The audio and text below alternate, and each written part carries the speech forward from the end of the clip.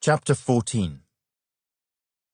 At that time, Herod the Tetrarch heard the report about Jesus, and said to his servants, "This is John the Baptist. He is risen from the dead, and therefore these powers are at work in him."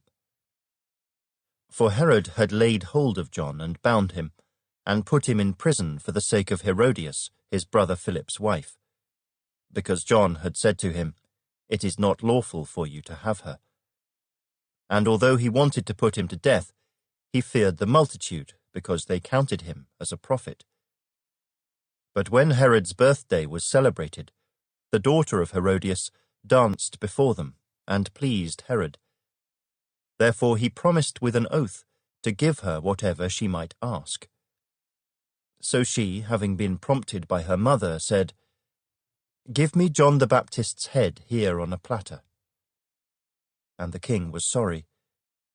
Nevertheless, because of the oaths and because of those who sat with him, he commanded it to be given to her.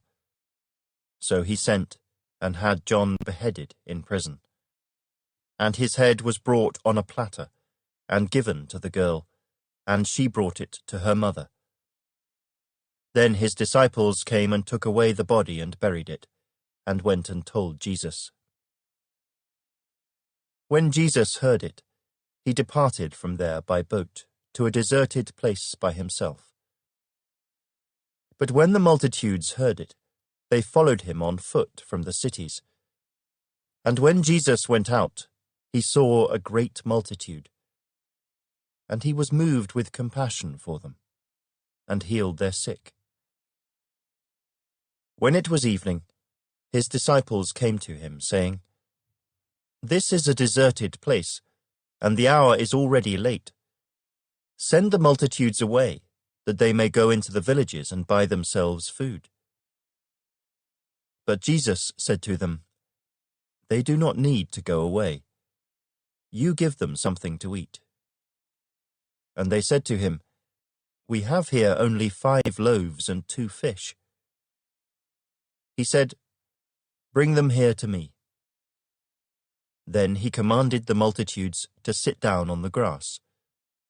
And he took the 5 loaves and the 2 fish, and looking up to heaven, he blessed and broke, and gave the loaves to the disciples, and the disciples gave to the multitudes. So they all ate, and were filled, and they took up 12 baskets full of the fragments that remained. Now those who had eaten were about 5,000 men, besides women and children.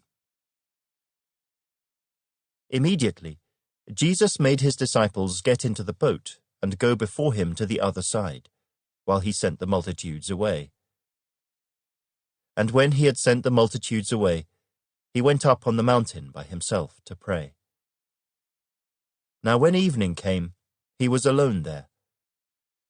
But the boat was now in the middle of the sea, tossed by the waves, for the wind was contrary.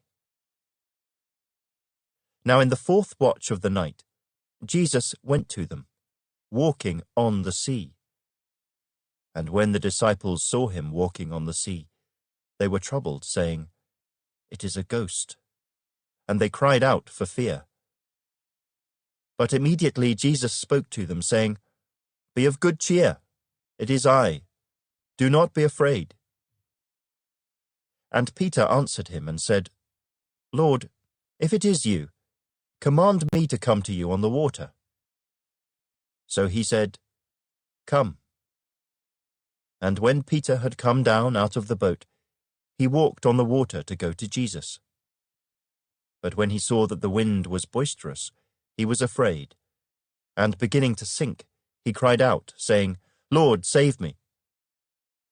And immediately Jesus stretched out his hand and caught him, and said to him, "O you of little faith, why did you doubt?" And when they got into the boat, the wind ceased. Then those who were in the boat came and worshipped him, saying, "Truly, you are the Son of God." When they had crossed over, they came to the land of Gennesaret. And when the men of that place recognized him, they sent out into all that surrounding region, brought to him all who were sick, and begged him that they might only touch the hem of his garment. And as many as touched it were made perfectly well.